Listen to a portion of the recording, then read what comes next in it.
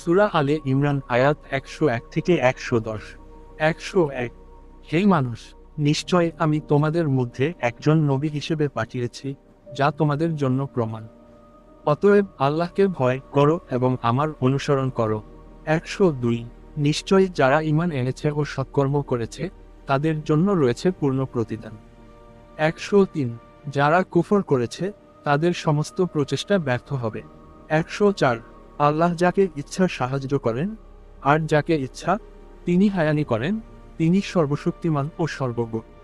105। সত্যবাদীরা ধৈর্যশীল ও আল্লাহর উপর ভরসা রাখে, তারা সৎকর্মে অটল থাকে। 106।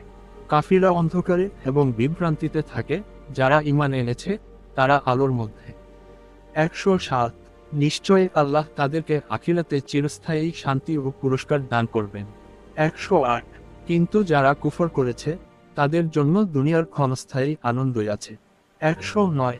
হে নবী, তুমি তাদের ওপর জুলুম করতে পারবে না, আল্লাহ প্রত্যেকের প্রতি যথাযথ বিচার করবেন। 110। অতএব যারা আল্লাহর পথে ব্যয় করে এবং সৎকর্মে অটল থাকে, তারা নিরাপদ ও সফল।